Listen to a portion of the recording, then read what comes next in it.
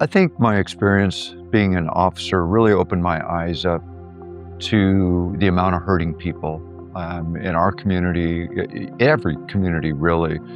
The calls for service that go on daily. I know Fresno PD will experience probably 1 million calls through dispatch this year. You know, if we change the lens on how we looked at those calls for service, we could move from liability to a possibility. They're trying to cope with an incident, a trauma, and then one day they just can't.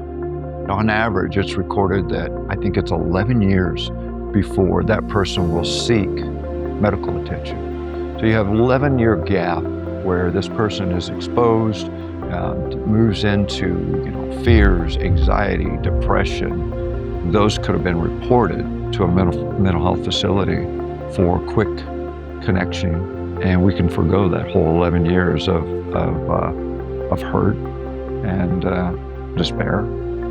The Resiliency Center is really broken up into prevention and early intervention. The prevention side is our RISE program, the Resilience in Student Education. That's where we partner with volunteers and Fresno Unified and teach first graders how to bounce back from life's challenges. Our early intervention is our clinical counseling. More recently, have expanded our services where we have an opportunity to provide clinical services for our veterans and their family members. I envision the Resiliency Center in closing that gap, removing that 11 years.